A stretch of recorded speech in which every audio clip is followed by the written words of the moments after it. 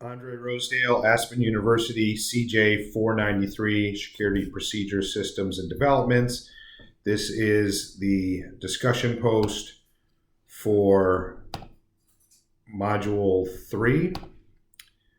Question number 2, which reads, if a security countermeasure costs as much or more than the loss being protected against for a given period, does it follow that the security measure should be discontinued because it is not cost effective? What factors influence your decision? So this is kind of opinion based, based on my experience as a police officer. A couple of years ago, I had a lieutenant, day shift commander, that told Walmart if the shoplifting theft was under $50, not to call us.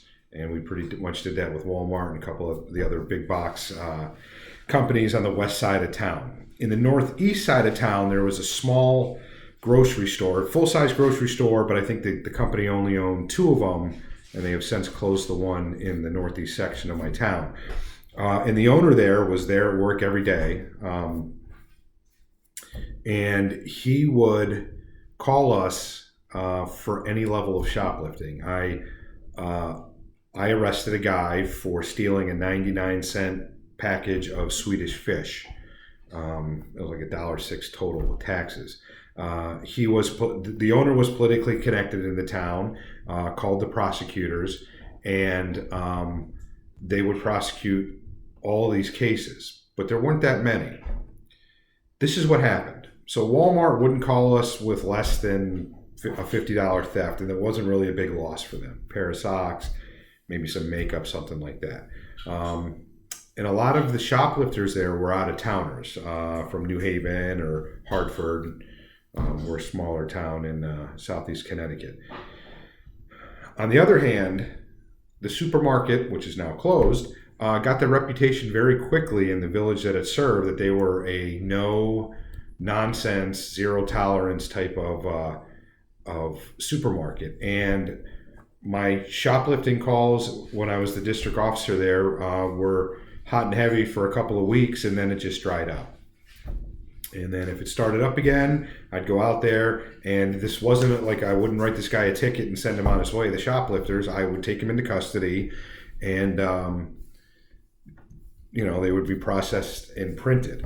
For the most part, the courts just kind of cut it loose afterwards. They would prosecute it, but they would fine him like $50, $25, whatever it was. But the suspect knew that if they were caught, and they always were, they were taken into custody. They lost an hour or two with processing. Maybe they had to set bond.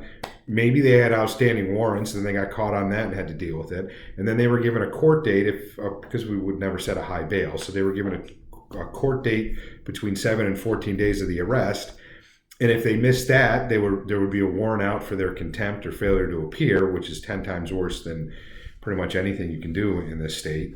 But then they'd have to go to court and deal with that. And not even just the failure to appear, but just have to go to court dates to show the court they're being compliant. So they stopped stealing from that store because they just didn't want to be bothered with having to go to court and take up their time from whatever else they were doing.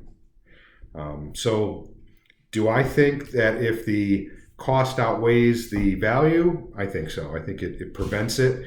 Major corporations don't really have to worry about that.